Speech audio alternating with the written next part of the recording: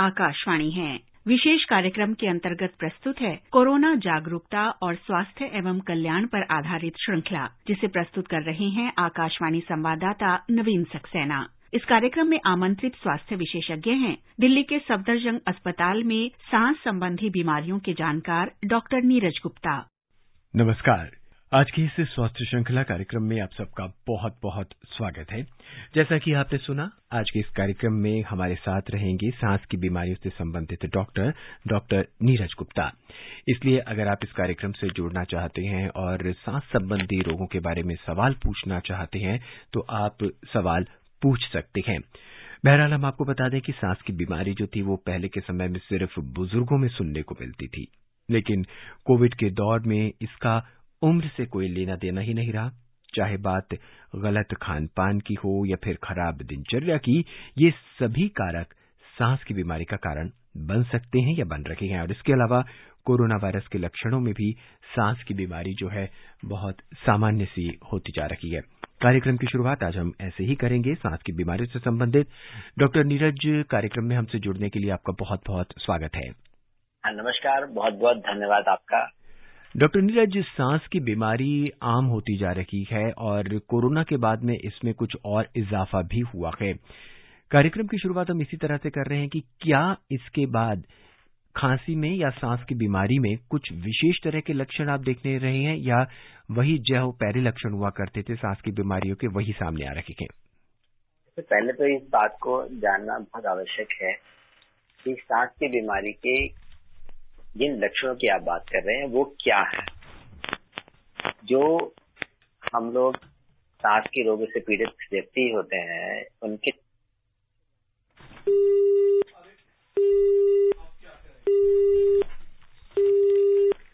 शायद डॉक्टर साहब से हमारा अभी संपर्क टूट गया है। हम फिर कोशिश करेंगे उनसे जुड़ने की। हम आपको बताते चलें कि जिस व्यक्ति को ऑक्सीजन की कमी होने लगती है, शायद उसे भी सांस लेने में दिक्कत होती है।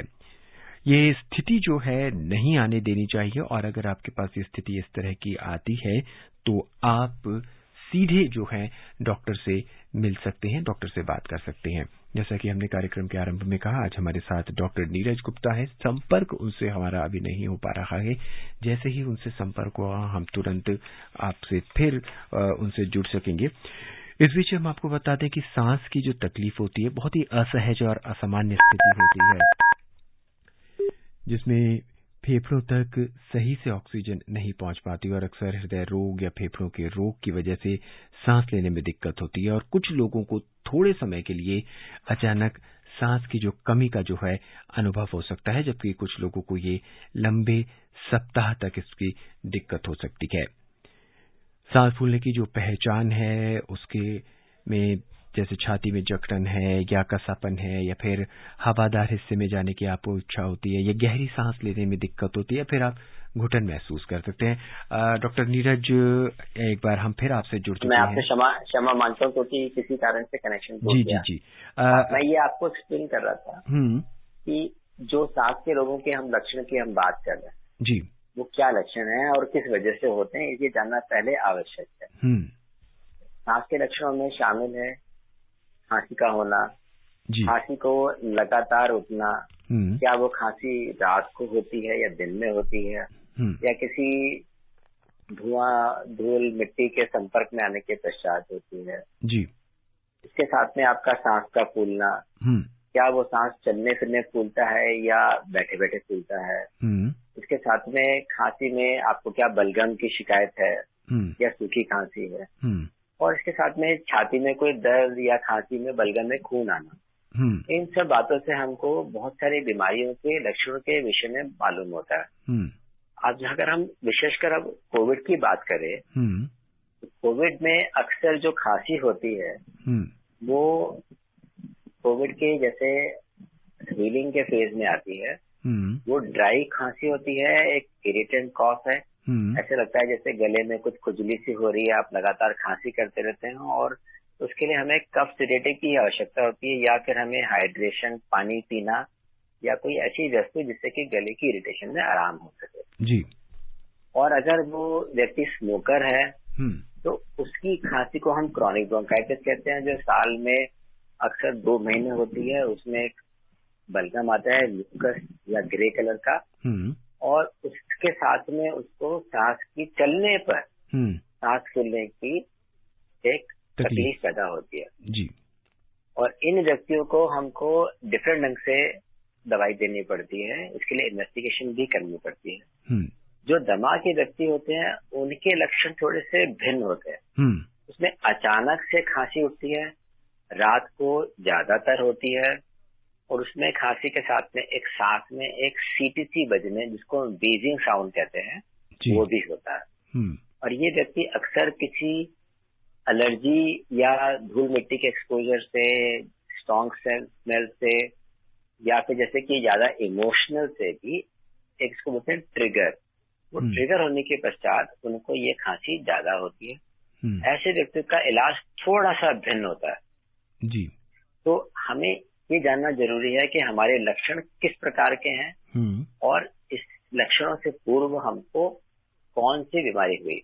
माना कि कोविड हुआ, जैसे हमको बुखार हुआ और हमने कोविड टेस्ट कराया, उसमें निकला, उसमें अक्सर हमको पहले थोड़ा जुकाम हुआ, उसके पश्चात हमको ड्राई कॉफ रहने लगा। तो हेलो, हाँ जी डॉक्टर साहब सुन रहे हैं। Hello hello hello. तो हाँ। उस ड्राई कॉफ के बाद हमको उसके लिए जी एक सिर्फ कफ सीडेटिव की ही आवश्यकता होती है, और इसके पश्चात जैसे जैसे अगर सिम्टम में सुधार हो जाता है तो अच्छी बात है, नहीं तो फिर डॉक्टर के पास जाकर के इन्वेस्टिगेट कराना आवश्यक है कि उसको कोई और बीमारी तो साथ में नहीं हो रही जी। जैसे कि अगर हम बहुत बीमार रहें और हमारी इम्यूनिटी कम हो जाए तो किसी पेशेंट में टीबी भी इसी प्रकार से उभर आती है, और हम उसको सोचते हैं कि कहीं दमा है या खांसी है या सिंपल खांसी है, और उसको हम इग्नोर कर देते हैं, और एक बीमारी जो कि जानलेवा रूप भी ले सकती है जी, वो मिस हो जाती है जी। तो ऐसे में आवश्यक है कि अगर कोई सिम्टम अनयूजुअल हो, यानी कि वो बहुत ज्यादा समय चल रहा हो या वो ज्यादा इंटेंसिटी का हो, तो उसकी जांच कराना आवश्यक है। डॉक्टर नीरज, हम आपसे जानना चाहेंगे कि एक कॉलर है, वो हमसे पूछ रहे हैं, डॉक्टर नीरज से फिर हमारा संपर्क जो है इस समय टूट गया है, शायद कुछ टेक्निकल प्रॉब्लम आ रही है। हम तुरंत अभी उनसे जुड़ते हैं और फिर आपके सभी सवालों का जवाब लेते हैं। श्रोताओं, अगर आप इस कार्यक्रम का हिस्सा बनना चाहते हैं और डॉक्टर साहब से कोई सवाल पूछना चाहते हैं तो आप फोन कर सकते हैं 23421764 पर। फोन नंबर एक बार फिर नोट कर लीजिए, 23421764। दिल्ली से बाहर के श्रोता हैं तो 011 जरूर लगाएं। आपके फोन कॉल्स का हमें लगातार इंतजार रहेगा। हमारे साथ इस समय डॉक्टर नीरज हैं, जो कि सांस से संबंधित बीमारी के डॉक्टर्स हैं। डॉक्टर नीरज, हम आपसे जानना चाहते हैं कि एक श्रोता हैं, वो पूछ रहे हैं कि उन्हें कोविड हुआ था, कोविड के बाद अब उन्हें खांसी शुरू हो गई है, ड्राई खांसी है उनकी, लेकिन जब उन्हें खांसी थोड़ी तेज आ जाती है तो उनको थोड़ा सा खून भी आता है। क्या प्रॉब्लम हो सकती है ये? आपको क्या जान सकते हैं कि कोविड कब हुआ था? डॉक्टर साहब, कोविड हुए भी उन्हें 1 साल के करीब हो चुका है। 1 साल जी। इसको ये कोविड से एसोसिएट करना आवश्यक नहीं है। ऐसे में इनकी जांच जरूरी है। कभी भी खांसी में, ये एक जनरल रूल है, कभी भी अगर खांसी में, बलगम में खून आता हो तो उसकी जांच कराना आवश्यक है। अब इनकी उम्र क्या है इन मरीज की? करीब 60 वर्ष। हाँ, तो 60 वर्ष के व्यक्ति, क्योंकि हम ये मानते हैं कि अगर बड़ी उम्र का व्यक्ति है उसको खांसी रहती है, अगर उसके खांसी में, बलगम में कभी खून आ जाता है तो ये अत्यंत आवश्यक है कि उनकी जांच तुरंत होनी चाहिए, उनका एक्सरे होना चाहिए।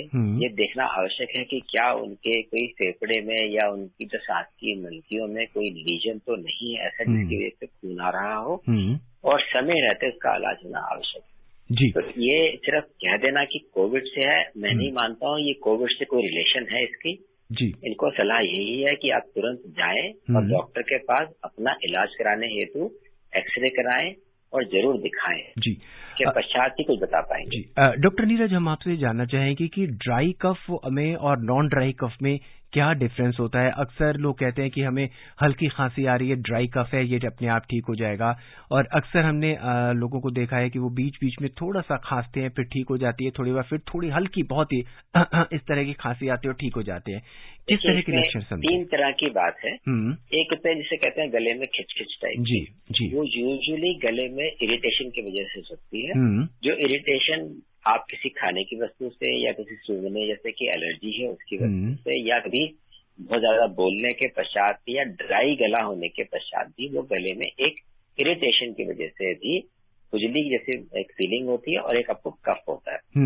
अक्सर कोविड के बाद में ऐसी कफ मिलता है। दूसरा जिसको हम बोलते हैं अक्सर ड्राई कफ।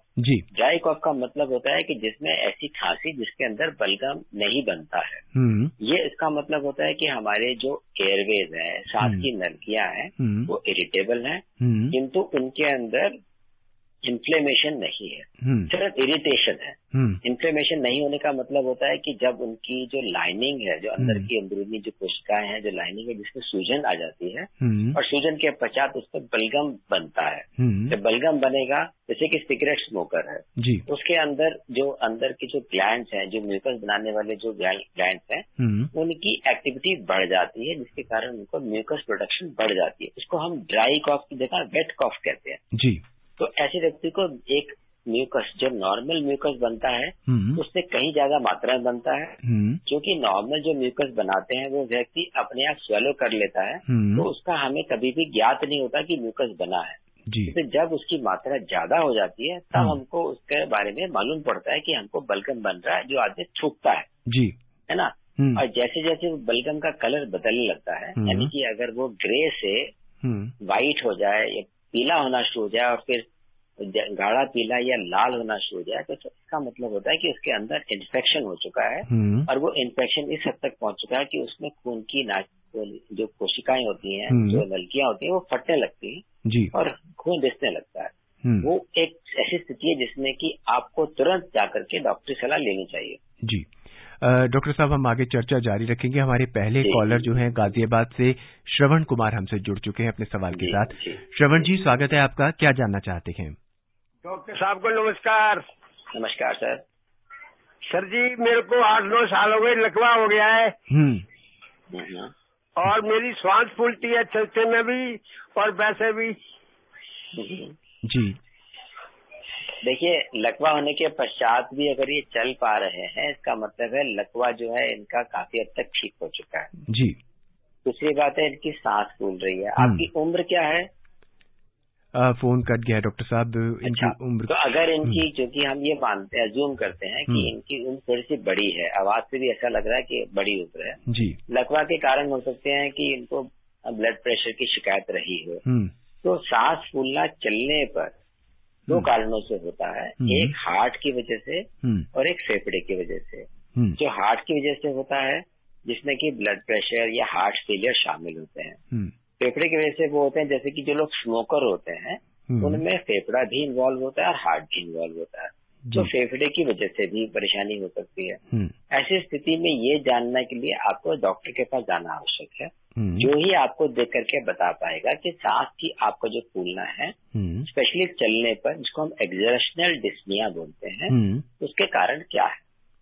तो मेरी सलाह ये है कि वो तुरंत डॉक्टर के पास जाकर के इसका एक मुआयना जरूर करवाएं। जी। डॉक्टर साहब, क्या इस तरह के आजकल अलग अलग तरह के प्रोफेशंस हैं, टीचर्स हैं या दूसरे लोग हैं जो बहुत ज्यादा प्रेजेंटेशंस देते हैं, बातचीत करते हैं और कमेंटेटर्स हैं, उनको भी देखा गया है कि कभी कभी खांसी हो जाती है या खराश हो जाती है और वो काफी लंबे वक्त तक रहती है। ऐसे लोगों के लिए आप क्या कहेंगे?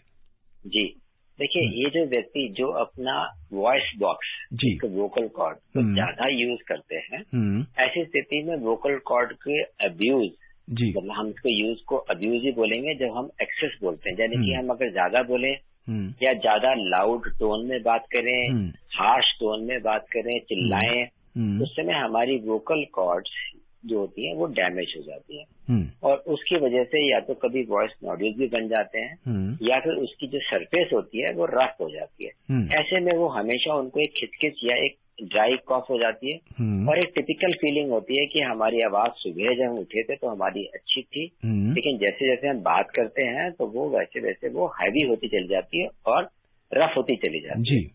इनके लिए बहुत आवश्यक है कि एक तो अपना गला तर रखें हमेशा, क्योंकि वो ड्राइनेस की वजह से होती है, यानी कि पानी वगैरह खूब पिए, हो सकता है तो स्टीम भी ले, और voice rest is the treatment, यानी कि अगर अपनी आवाज को वो शांत करें, बना बोले, कुछ दिन का साइलेंस मौन व्रत रखें, तो उनकी आवाज यानी कि वोकल कॉर्ड को हीलिंग का मौका मिलेगा, वो ठीक हो जाएगा। डॉक्टर साहब, ऐसे में जो अध्यापक हैं, जो टीचर्स हैं, जिन्हें लगातार बच्चों के साथ बात करनी पड़ती है, बोलना पड़ता है, उनको आप क्या सलाह देंगे? अगर उन्हें हम ये सलाह देंगे कि एक तो वो पानी खूब पिए, दूसरा ऐसे वस्तु जिनसे कि इरिटेशन, जैसे कि चौक वगैरह बहुत यूज करते हैं जो कि उड़ता है और उनके गले में डिपॉजिट होता है, तो उसको थोड़ा सा अवॉइड करने की कोशिश करें। तीसरा, वो जिस टोन में बात कर रहे हैं कोशिश करें कि वो टोन इवन रखें, यानी कि अपनी आवाज की इंटेंसिटी को हल्का रखें, ज्यादा चिल्लाए नहीं, और एक टोन यूज करें। मतलब जो टोन बहुत ज्यादा हम शार्प टोन यूज करते हैं उसी में ज्यादा डैमेज होती है। तो अगर हम हल्की आवाज में बात करेंगे तो हम लंबे समय तक बात कर पाएंगे।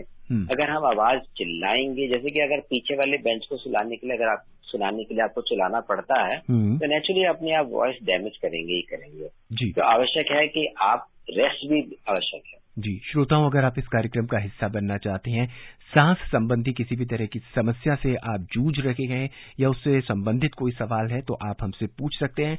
हमारे साथ जुड़े हुए हैं सफदरजंग अस्पताल के डॉक्टर नीरज गुप्ता, जो सांस संबंधी बीमारियों के विशेषज्ञ हैं। दिल्ली से धर्मवीर जी हमसे जुड़ चुके हैं अपनी जिज्ञासा, अपने प्रश्न के साथ। धर्मवीर जी, स्वागत है आपका। नवीन जी, नमस्कार। नमस्कार। मैं धर्मवीर गांधी दिल्ली से बोल रहा हूँ। डॉक्टर नमस्कार। जी धर्म जी, नमस्कार।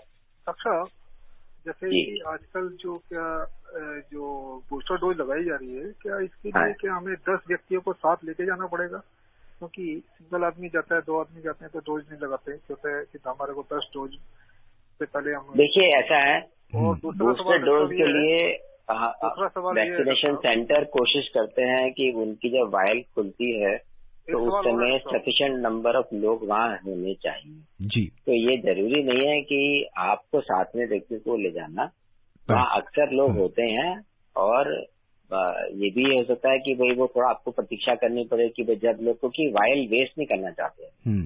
जी, लेकिन ये आवश्यक नहीं है कि आप किसी को साथ में लेके जाएंगे तभी आपको बूस्टर डोज लगेगी। धर्मवीर जी, आपका दूसरा सवाल क्या है? डॉक्टर साहब, ये पूछना चाहेंगे, जैसे कि डायबिटीज के लोगों को अगर उनकी जो 3 महीने का जो टेस्ट होता है, अगर बैलेंस में होता है, 6 पॉइंट में रहता है, अगर उससे भी डाउन हो जाए। देखिए, डायबिटीज के लिए आप जिस टेस्ट की बात कर रहे हैं उसको बोलते हैं HbA1c, यानी कि ग्लाइकोसिलेटेड हीमोग्लोबिन। जी। वो जो टेस्ट होता है वो नॉर्मल व्यक्ति 5.5 से नीचे होता है। डायबिटीज वाले के लिए हम कोशिश करते हैं कि वो 6.5 या उससे नीचे ही रखें, उससे ऊपर ना जाने दें। इसको हम कहते हैं गुड कंट्रोल। ठीक है, ये आवश्यक नहीं है कि आप उसको नॉर्मल कर देंगे। डायबिटीज व्यक्ति अगर 5 पे आ जाएगा तो उसको जरूर लो ग्लूकोज के सिम्टम आने शुरू हो जाएंगे, जो वो भी ठीक नहीं है। हम नहीं चाहते कि ग्लूकोज, देखिए ग्लूकोज ब्लड शुगर में जो ज्यादा डैमेजिंग होती है वो होती है फ्लक्चुएशन, यानी कि किसी की शुगर 300 से 200, 300 ऐसे अगर भागती है तो नुकसान करती है। लेकिन अगर किसी व्यक्ति की शुगर 100, 110, 120 इस रेंज में रहती है वो नुकसान नहीं करती है। तो कहने का अर्थ यही है कि अगर आपकी 5-10% वेरी करती है तो उससे आपको डरने की आवश्यकता नहीं। जी। आपके ग्लूकोज जो है, हीमोग्लोबिन मतलब HbA1c जो ग्लाइकोसिलेटेड हीमोग्लोबिन लेवल है, वो 6 के अगर आसपास आ गया तो आपका बहुत ही अच्छा कंट्रोल है, आपको डरने की जरूरत ही नहीं है। हमारे अगले श्रोता है दिल्ली से आशवी सिंह, आइए उनका भी सवाल सुनते हैं। आशवी जी, स्वागत है आपका। हेलो। आशवी जी, स्वागत है आपका। क्या जानना चाहती हैं आप? सर, मैं ये जानना चाहती हूँ कि मुझे पता नहीं कोविड हुआ था या नहीं हुआ था 2020 में, लेकिन मुझे फीवर उबर लगा था। उसके बाद से क्या हुआ है सर कि मेरे गले में प्रॉब्लम आ रही है, जैसे हमेशा लगता है कि कुछ फंसा हुआ है। हाँ, लेकिन मैं डॉक्टर से भी दिखाई, लेकिन उन्होंने कहा कि गैस की प्रॉब्लम है। मैं मेडिसिन वगैरह भी ली, लेकिन सर उससे कुछ हुआ नहीं मुझे। लेकिन इसके लिए मैं काफी अंदर से भी इरिटेट रहती हूँ, क्योंकि सोते वक्त भी उठते वक्त भी हमेशा मुझे लगता है कि मेरे गले में कुछ फंसा हुआ है। आशी जी, आपकी उम्र क्या है? जी 40 ईयर्स सर। जी डॉक्टर आशी जी, मैं आपसे ऐसे सर मुझे अस्थमा है। अस्थमा है डॉक्टर साहब, इनको अस्थमा भी है। आप अस्थमा के लिए कोई अपना इलाज करती हैं अभी? जी सर। क्या लेती हैं आप दवा? सर मैं मॉन्टियार एलसी लेती हूँ, फोराकॉट लेती हूँ और एस्थलीन लेती हूँ।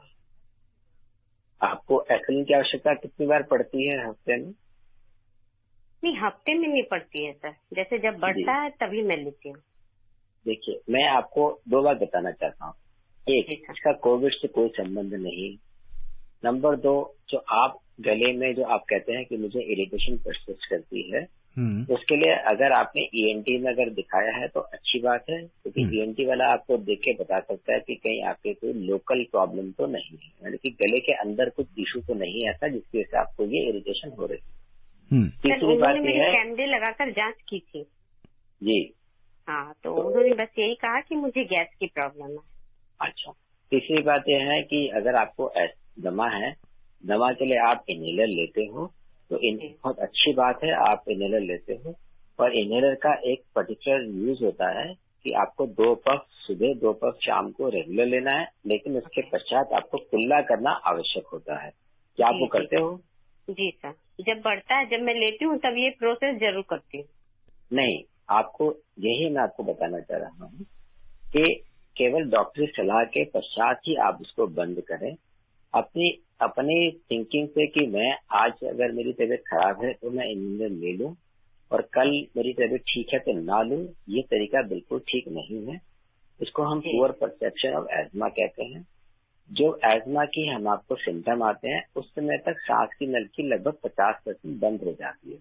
इसका मतलब ये है कि जब हम इनहेलर लेते हैं तो हमारी जो है सांस की नलकी खुल करके 70-80% पे आ जाती है, किंतु वो नॉर्मल नहीं है, यानी कि अभी भी इरिटेबल है, अभी भी उसके अंदर इन्फ्लेमेशन है। तो इसका मतलब आपको रेगुलर इनहेलर 2 पफ सुबह 2 पफ शाम को लेना आवश्यक है।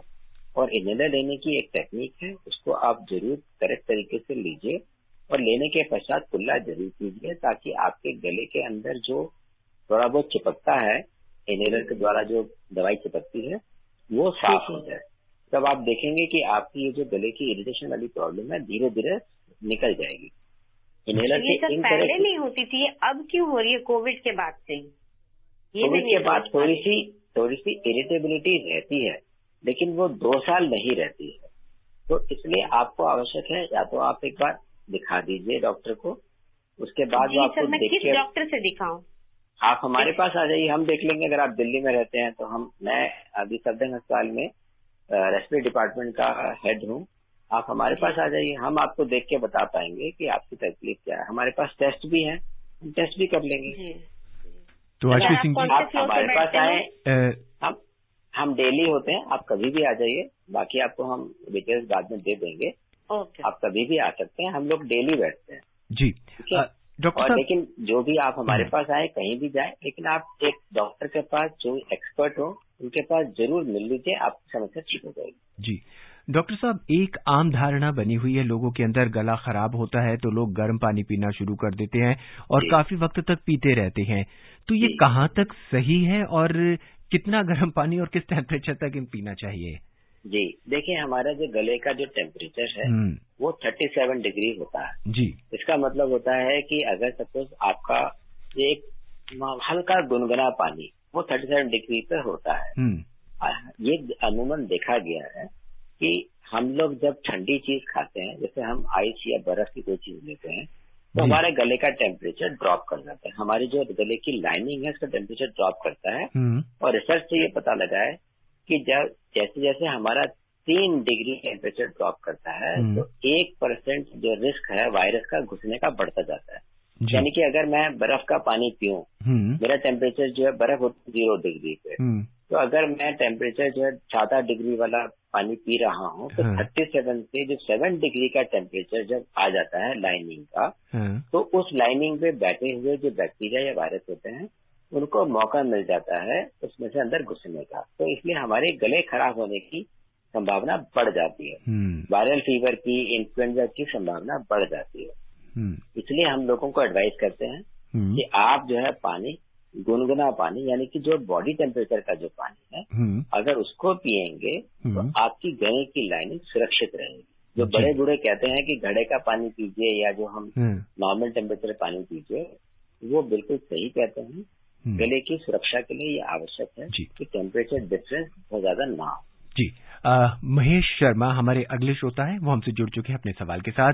महेश जी, स्वागत है, क्या जानना चाहते हैं? नमस्कार जी। जी नमस्कार। आपको नमस्कार बोलता हूँ। जी महेश जी नमस्कार सर। जी कहिए। मैं आज जानना चाहूंगी, छोटे बच्चे जो होते हैं इनको अधिकतर खांसी हो जाने की संभावना रहती है, और जो अब छोटे बच्चे जो बहुत छोटे होते हैं उनको खांसी लगातार होती रहती है और कई कई दिनों तक रहती है। अब ये बताइए उसकी सावधानी कैसे करें? जी डॉक्टर साहब। देखिए पहली बात तो ये है, जैसे मैंने एक बार पहले भी बोला, बच्चों को खांसी नहीं रहती है, यानी कि नॉर्मल व्यक्ति को खांसी नहीं होती है। जो खांसी होती है वो हमारा एक बॉडी का, एक हमारा सुरक्षा का एक तरीका है कि अगर कोई वस्तु छोटी सी भी अगर गले के रास्ते से सांस की नलकी में जाएगी तो खांसी के द्वारा उसको बाहर निकाला जाएगा। जी, यानी कि अगर गले के सांस की नलकी में अगर इरिटेशन होगी तो खांसी उठेगी, किंतु अगर वो लगातार खांसी हो रही है, इसका साफ सा मतलब ये है कि गले की लाइनिंग या सांस की नलकी की लाइनिंग में कांस्टेंट इरिटेशन हो रहा है, जो कि अंदरूनी है या इन्फ्लेमेशन का द्योतक है, सूचक है। तो आपको ऐसी अवस्था में उसको इग्नोर नहीं करना चाहिए, तुरंत डॉक्टर को दिखाना चाहिए। हो सकता है कि बच्चे को ब्रोंकाइटिस हो, दमा हो या कोई इन्फेक्शन हो, जिसकी वजह से उसको ये हो रहा है। जी, आपको देखिए टीबी के भी जो लक्षणों में एक लक्षण लंबी समय तक खांसी होना होता है। तो ऐसी स्थिति में उसको इग्नोर ना करें, आप तुरंत डॉक्टर जांच करवाएं। जी डॉक्टर साहब, कई बार देखा गया है कि कुछ व्यक्तियों को खांसी आती है तो किसी एक पर्टिकुलर टाइम पर आती है, जैसे रात में ठीक सोने से पहले या जैसे ही लेटते हैं तो खांसी आ जाती है, या दिन में किसी भी वक्त खांसी आती है, लगातार खांसी नहीं आती है। इस तरह के लक्षण को हम क्या कहेंगे और क्या से इनको डायग्नोस करेंगे?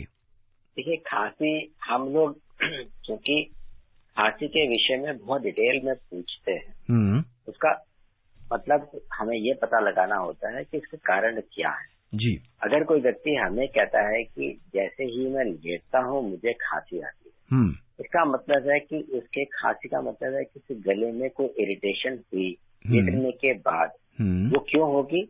इसका मतलब यह है कि गले में कुछ इसके पीछे से, नाक के पीछे से कोई चीज गिर के आती है, उसको हम बोलते हैं पोस्ट नेजल ड्रिप। यानी कि ऐसे व्यक्ति जिनके की नाक कान गले की शिकायत हो, यानी कि उसको ज्यादा म्यूकस बनता हो, ऐसे व्यक्ति या साइनोसाइटिस का पीड़ित हो, साइनाइटिस का पीड़ित हो, जब वो लेटता है तो उसके गले में पीछे की तरफ से बलगम गिरता है। ऐसे व्यक्ति को विशेष लेटते समय ही खांसी आती है, नंबर 1। नंबर 2, जो व्यक्ति लेट रहे होते हैं और जब खांसी आती है, उसमें एक कारण उसको हम बोलते हैं रिफ्लक्स इसोफेजाइटिस का मतलब होता है कि जो तेजाब पेट द्वारा सांस खाने की नलकी से जो ऊपर गले में आता है उससे भी इरिटेशन होती है, उसको हम गैस्ट्रो इसोफेजियल रिफ्लक्स डिसीज बोलते हैं। इसका मतलब है तेजाब गले के द्वारा गले में आता है जो कि खांसी करता है। और ये सब कारण जो है इसको बोलते हैं अपर एयरवे कॉफ सिंड्रोम, यानी कि वो जो हमारे ऊपर की सांस की नलकी के केवल ऊपर के हिस्से में ही इन्फ्लेमेशन करते हैं। जी डॉक्टर नीरज, वक्त हमारे पास अब कम है, हम आपसे फिर इन सब बातों पे चर्चा करेंगे, लेकिन इतने विस्तार से इन सब चीजों के बारे में बताने के लिए और हमारे श्रोताओं को जागरूक करने के लिए आपका बहुत बहुत धन्यवाद। आपका बहुत बहुत धन्यवाद। आपके माध्यम से मैं हो सकता है कुछ ऐसी सूचना दे पाऊँ जिससे कि व्यक्ति करेक्टली अपने डॉक्टर को दिखा पाए और अपना निदान करा पाए। अभी आप सुन रहे थे कोरोना जागरूकता और स्वास्थ्य एवं कल्याण पर आधारित श्रृंखला, जिसे प्रस्तुत कर रहे थे आकाशवाणी संवाददाता नवीन सक्सेना। इस कार्यक्रम में आमंत्रित स्वास्थ्य विशेषज्ञ थे दिल्ली के सफदरजंग अस्पताल में सांस संबंधी बीमारियों के जानकार डॉक्टर नीरज गुप्ता।